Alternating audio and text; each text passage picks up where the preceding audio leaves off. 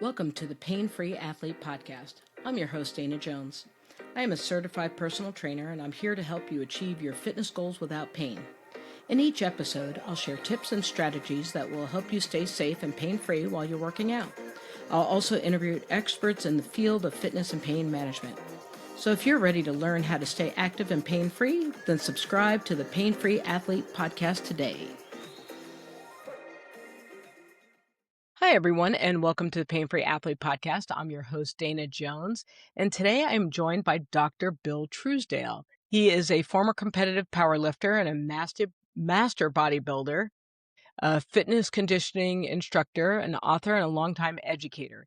He spent his career helping people build strong, sustainable, pain-free performance through smart training, better movement, and long-term joint health.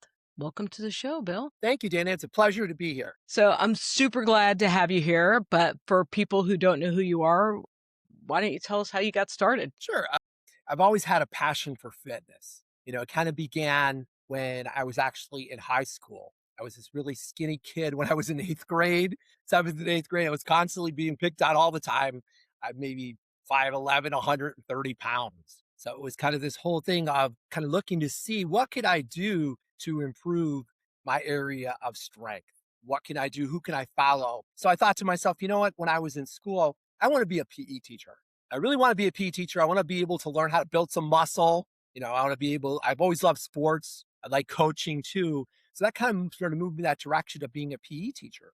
So I went to school at the University of Illinois at Chicago, and I got a bachelor's degree actually in physical education. At the same time, I also like playing hockey. I was a hockey player. And one of the things that was suggested to me when I was in high school, I'll go back to my sophomore year in high school, that I play hockey because I was not tough at all. This was going to toughen me up to go to be a hockey player. You know what I mean? So you can imagine a kid who's like maybe 5'11", 130, 140 pounds playing ice hockey. Just learning how to skate at 13 years old, which was a challenge. Because most people that are really good in ice hockey, as you know, the Canadians begin their kids at 3 to 4 years old. They're out there. Birth. Exactly. But it was something, this was an interesting thing to be able to involved in, learn how to skate at 13, and enjoyed playing hockey, getting a chance to be able to check people in the boards, or they were checking me into the boards, and different things like that too. So pursued that when I went into the University of Illinois, Chicago. They had a junior varsity hockey team.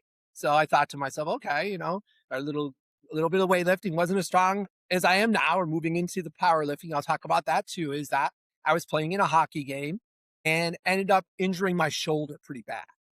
I got checked into the boards and actually ended up tearing my rotator cuff in my shoulder. So part of that is rehabilitation, right? So once the injury comes down, you go to the athletic program, they support you and help you too. We need you to go in there and start weightlifting. So we started the weightlifting, and I really enjoyed the weightlifting. So I'm in the gym training one day, just trying to get my shoulder back. And this gentleman by the name of Cliff Howard says to me, you know what? You got long arms, you got long legs. You'd be a pretty darn good power lifter. We're starting a powerlifting team here. So would you be interested in joining our powerlifting team at UIC? And I thought to myself, yeah, why not? You know what I mean? He goes, let's see what you can do on the deadlift. And the deadlift is in powerlifting, as you know, it's a lift where you have to be able to bend down, squat, actually, and pick up the bar and bring it back. But because my legs were so long, 325 pounds went up like that. It was nothing for me because I have those levers, right? And the long arms, short torso. So to make a long story short, the hockey started to fade a little bit, and I got into powerlifting and kind of really enjoyed the powerlifting part of it. It was the same thing, the camaraderie of training with a number of different people on the team, meeting people like Monroe Saffold, who would actually become one of my mentors. I think I mentioned to you, he was Junior Mr. America, who would eventually get me into doing bodybuilding. At the same time, too, learning and growing, get an opportunity to get stronger and stronger. And through that, the opportunity to be able to go into different competitions. And we had one at UIC where I actually did the training for it, did really well, ended up winning the competition. So now they're like, well, why don't you go into a state competition? Now, this is interesting too. I go from where I was probably in college now at about 190 pounds. Wow. In about 3 to 4 years, I'm up to 240 pounds. Just the amount of eating and stuff like that. Like, we want you to go to heavier classes and stuff too. So in order to do that, as you know, powerlifting is a lot like wrestling. It's based on where your weights are, right? Of what, division you're going to compete in. So I did. And it was very interesting to get up to that weight, which is a very interesting weight. I was carrying a lot of body fat at the time too, but that was also leverage. But I really exploded during the time because I had really good coaches and did a lot of great eating and stuff like that too. And at the same time, had some great training techniques and some great people who pushed myself to go into the nationals. And that was probably one of the greatest things, was going into the nationals in Dallas, Texas, and ended up finishing 6th in the country in my weight class because my deadlifts were really strong. I mean, at my height, I pulled 640-pound deadlift.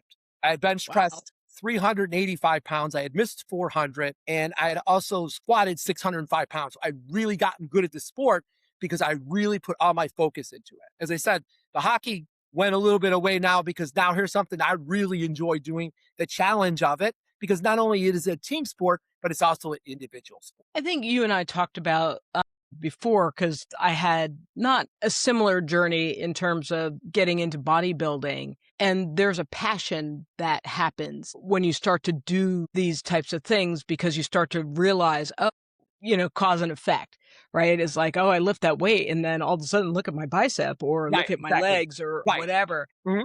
And when did you really start getting excited and realizing, like, this can really help, like, getting deeper into the effect that it was having on your body? Yeah.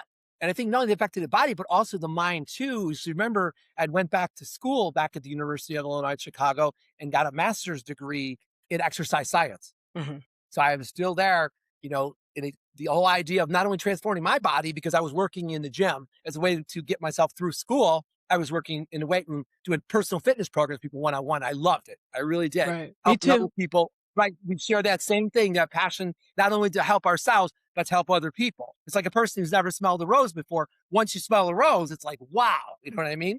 It's the whole idea of being able to get that experience too. And I also think too that it also drove me academically because not only did I finish up getting that exercise science, I went into teaching at the Park District, Chicago Park District, where I started back in 1986. But at the same time, I went back to school, kept working on that. And then I thought about something about special education.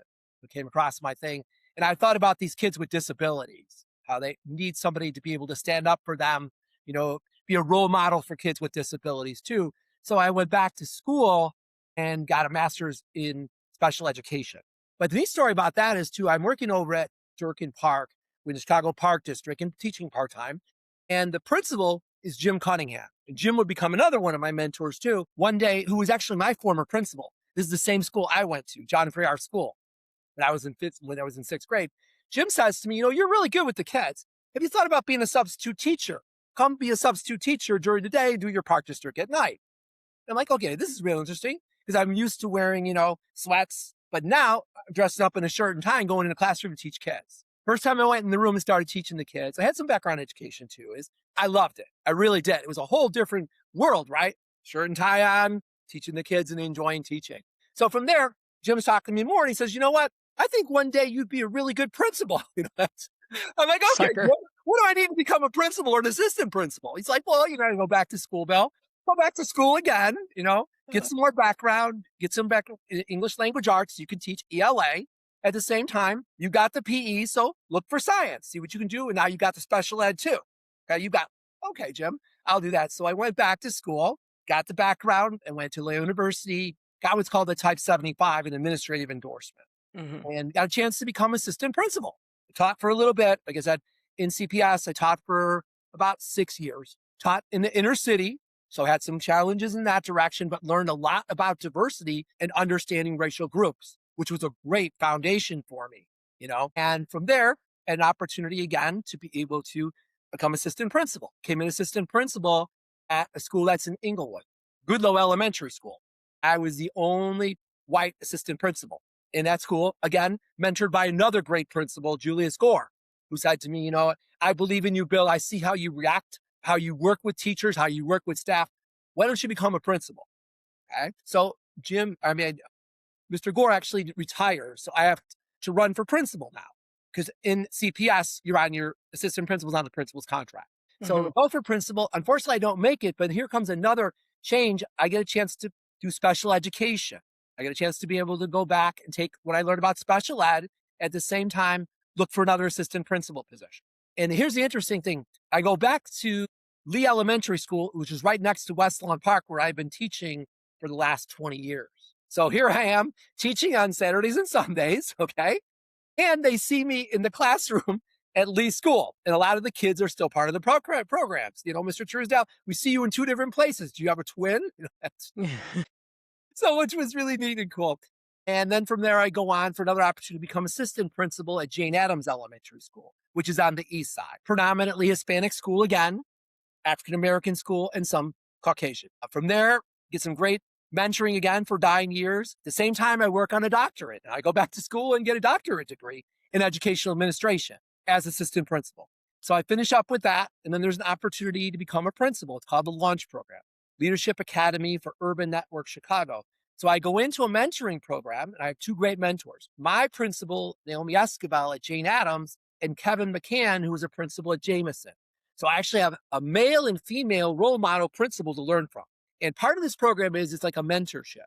You go a whole year learning how to be a principal. You get a stipend, so you're not struggling financially, but you get a chance to see what it's like to open a school and close a school. And both principals were really all about sports too.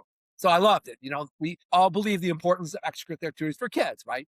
Fitness testing and stuff like that too. So from there, opportunity becomes to be principal at Taylor School down the street. Principal retires after 25 years, 30 years, she puts it. So I decided to go over there and apply for principal. So I ended up getting the principalship over there. And the one thing I've always loved is fitness and health, right? So one of the things I put over there is our opportunity not only to improve academically, but become a U.S. Healthy Goal School. Mhm. It's the time where Barack Obama was president, Michelle Obama was first lady.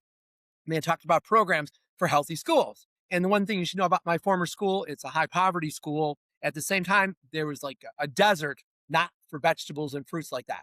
We brought in a salad bar. You ought to see how the kids, especially the kindergartner kids who have never seen a salad bar or vegetables before. So we become this U.S. Healthy Gold School and get recognized that.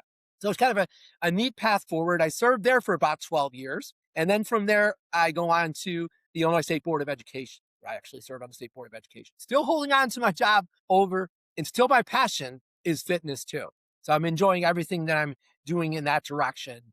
And I've been teaching this exercise class I teach at West Lawn Park for conditioning for adults. And class is 18 years old up to 80, 90 years old. Wonderful class we have in there too. It's broken down into components of stretching, flexibility for 20 minutes. Then from there, we go into actually doing cardio, low impact aerobics. We do the carborundum formula where we actually take our heart rate, 220 minus our age times 0.65 and 0.85 in the target zone.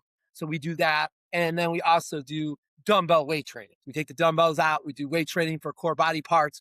And then from there, we do abdominals. And then we finish up with a little more stretching. So it's a 60-minute class, but it's a class I love teaching. I really enjoy that class. So like I said, there's two parts to me, Dana. You have the academic part and you have the athlete part on the other side, conditioning fitness coach. I love that because it does bring a good balance. I think it makes you a better fitness coach a Mhm. lot of times when you have that educator piece because of the fact that that not everybody hears things the same way or understands things the same way. So you have to constantly be on your toes, adjusting your language and recognizing each client that you have for what they're able to do. I wanted to touch a little bit on you have older clients that you have coming in.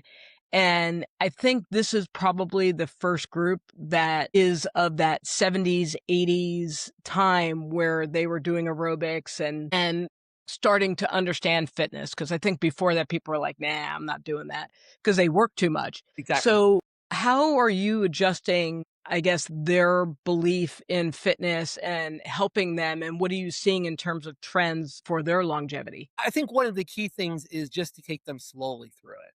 We talk about the importance of flexibility and range of motion, right?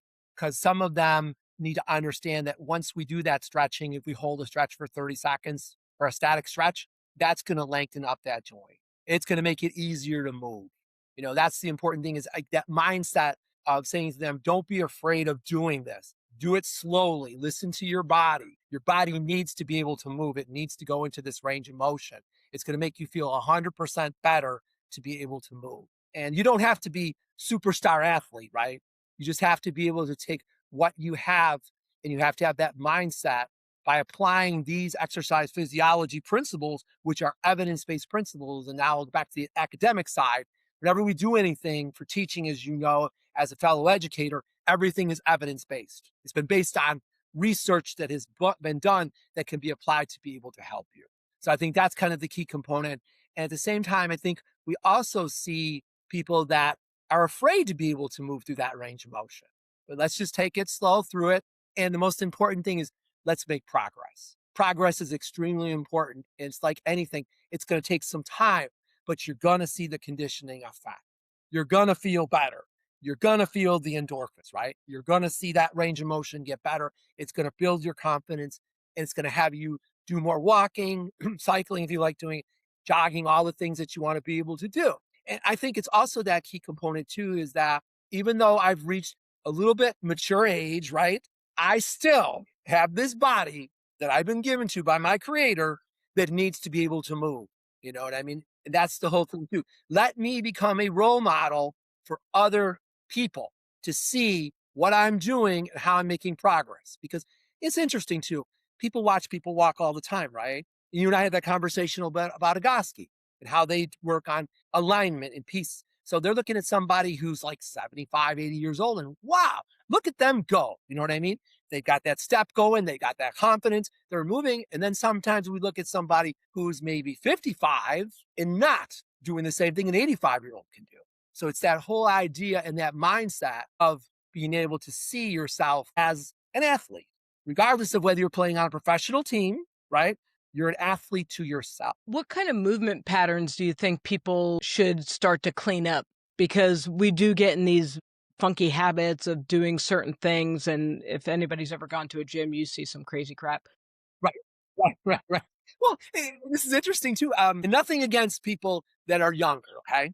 But some of the ones that are younger are doing things that old school people would not do. And I think the other thing too is that if you're going to suggest something that's off the chart, right? Or I should say off the chain, please make sure that you have the knowledge of physiology and mechanics to be able to give forth that information. Because as you know, we have a lot of people out there that are on social media saying, doing crazy things just to get people to see that. But the Right. problem is other people see that and say, okay, let me try that.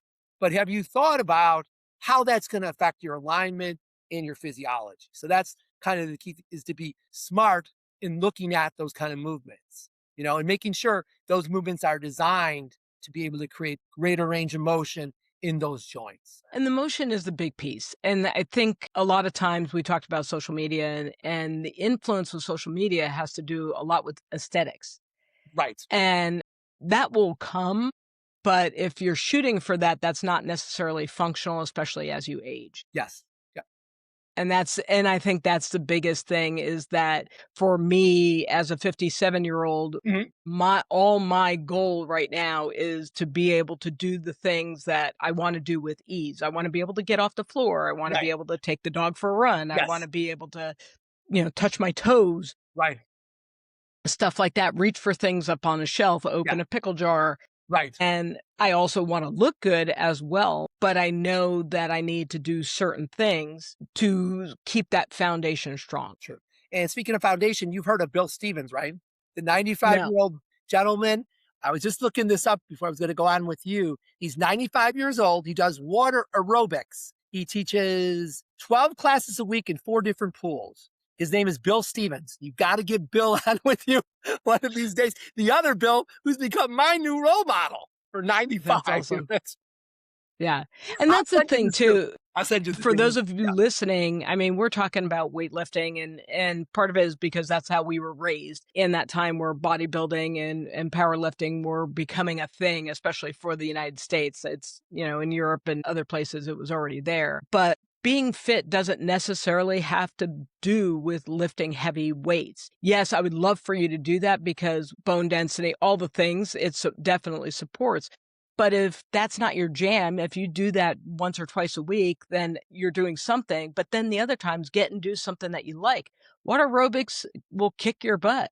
If you want core strength, get your butt in the pool and try to do floating crunches or Yeah, knee-ins or right. whatever, and you'll figure out real fast if you have core strength, and core strength is for everything, right? It helps you breathe, it will help you if you're going for walks, it'll help you if you slip on something. My favorite is always Pete Egoscue talking about in his book, Pain, about the person who slipped on a magazine and said, the woman fell and she broke her wrist and she wanted to know why. Like, what are the reasons for it? And he kind of just broke it down and said, well, it was core strength, because if you had core strength, you would have slipped, you would have stumbled and been able to recover. But because you weren't doing anything, you just basically became a sack of potatoes and just hit the ground. And then, as humans do, we put our hands out to brace or fall, and that's why you broke your wrist. And it's important for people to understand that, because I think we underestimate core strength, and we also look at core strength as just having abs. Right. And it's not that. It's knees to shoulders. That's your core strength. And it's being able to move, having,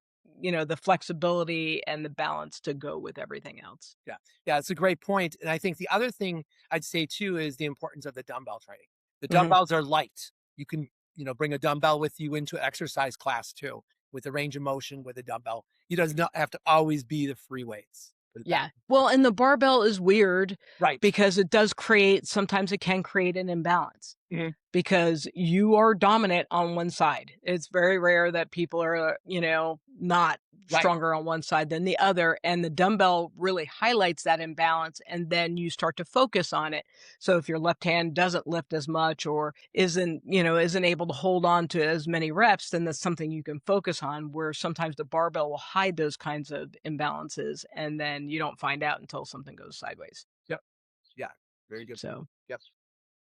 anyway, so you've worked in education, coaching, all kinds of stuff. What are some things that you can offer our listeners if they want to just get started in their own kind of fitness program, and maybe some, goals to shoot for? Sure. One of the things as your listeners too is to get involved in a park district program, YMCA programs, other programs too, to just take the stretching class, something that's going to be easy for you to understand, to be able to do, and then kind of build on from there, and doing like a self assessment of where you are with your fitness level.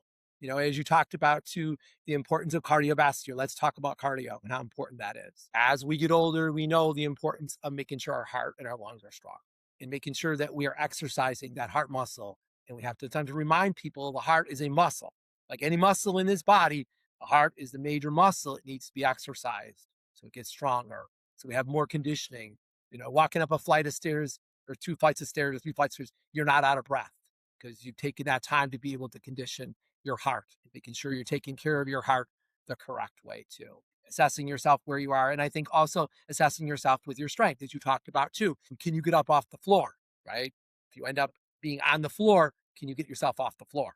Can you possibly just jump up on your legs? Are your legs strong enough to be able to propel you back up and be able to get back up again? We don't want people to have any kind of hip injuries or anything like that too. And that happens if you have that weakness of the upper body and lower body. And let's talk about sarcolemia too, Dana. As we know, as we get older, if we do not use it, we lose it, right? We have to be able to, our bodies were designed to be able to keep moving and to go against resistance. Our bodies are designed that way. That's how we get the overload principle. That's how we build muscle. And someone who's never worked out before can start to feel that the first time. Yes, it's going to hurt for a little while, right? As you and I Hmm. know, there's a conditioning phase. There's a phase that's going to feel uncomfortable. But once you push past that phase, then it's going to get easier and easier and easier based on what your goals are. As you said, not everybody wants to be a power lifter or bodybuilder. Some people just want to be endurance athletes. That's all they want to be able to do. It's based on what do you want to be able to do and then sculpting that program. And I think the important too is the importance of doing your research on some of these classes. What do they offer? What are their structure? How has the program been evaluated? How many people are still part of their programs? So we talked a little about program evaluation. From my knowledge in the Park District too, that's a key component. How many people are still involved in that program, right? And what feedback has that program got? As somebody who's taken that program began in the first week, has there been a change in their body composition, cardiovascular, and what they're able to accomplish 12 weeks later. And how are we measuring that to know that? It's not just the qualitative part, it's the quantitative part, right? Both ways of being able to do an evaluation and assessment of a fitness program to make sure that program is meeting their needs. Know your numbers. Exactly. Correct. Right. Right. Because you really have to be able to produce that to a person, that show me the data. You're an educator. I'm an educator too. Show me the data that this is making progress because people's time is valuable. The most valuable thing we have is our time, right? If I'm going to invest 12 weeks in this particular program, what outcome can I expect to have 12 weeks later? And how can I build on that outcome too? And how can I encourage other people to get involved? If I find something that's really good that's going to help my health, I'm going to tell my friends, "Hey, come join me at this class. Come join me. Let's do it together. Let's socialize. Let's make a commitment together to work out." Because we know in the research too, when you work out with someone else, it's easier than working out by yourself. Not for everybody, just like learners. We have people that are really good at cooperative learning, right? We have others that just want to go by themselves and learn by themselves. We have to be open and differentiate. Just we differentiate in education, we've got to differentiate, in my opinion, in the fitness field too. That's awesome. Dr. Bill, where can people find your work or connect with you after our little chat here? Sure. I mean, my work is at Westlawn Park. I teach a fitness class, Chicago Park District, 4233 West 65th Street in Chicago. And it's a 60-minute class. Everybody has to bring their mat, their yoga mat, their water bottle, and dumbbells. If you have dumbbells, if not, we'll supply dumbbells for you too. You can also reach out to me at billtruesdale2@gmail.com. So do you want me to put it in the chat? You can put it in the chat, or if you want to put it up there Yeah, for we'll put it in the show follow up. notes. Yeah, I'm more than happy to be able to help other people in this road of fitness. I've been on this road for a little while now. It's 63 years old, a little older than you, Dana. But I mean, I feel good because of the time that we put in with fitness and helping other people too. I think it also keeps you young. And also teaching and coaching at the Park District with the kids that I teach. I teach soccer classes at 3 to 5 year olds, and I teach basketball classes 6 to 9 year olds. And you ask my 6 to 9 year old kids, they'll tell you, Mr. Truesdale has us running at least 3 to 4 minutes before we start. I mean, stretching first, but before we play basketball, I inform my kids the same thing too. You want to be able to run up and down this court, you got to have the cardio. And here's the neat thing, Dana, too, because at the end of the class, they get to play their parents.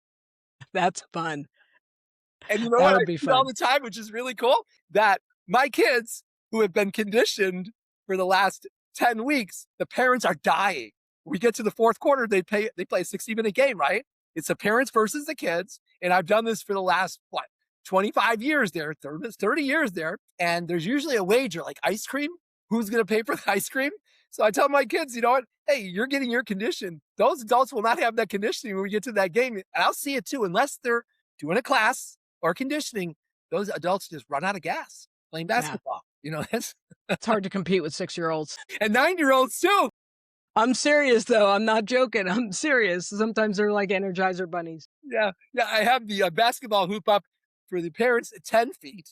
Okay. They have the big wood to shoot at because of the height difference. And on the other side for the kids, their height, I think, is like 6 feet. And the thing is, the game is too, they cannot block. They can't block the kid. Yeah. Okay. I have a lot of fun with that. It's a great time. It really is.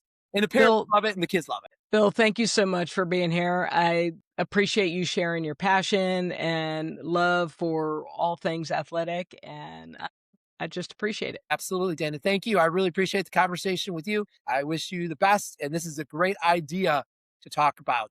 People do get injured. And what do? They get injured? Do they just not do anything? Or do they listen to somebody who's been injured? Because you and I know too, we'll talk about this real quickly too. If you're going to be an athlete at a collegiate level, you're not going to go a whole career or a professional athlete without one injury. Yeah. Got to have a baseline. Right, exactly. And you get injured, the next step is going to be, what does that mean and how are you going to overcome that injury? That's awesome. Thank you. Thank you, Dana.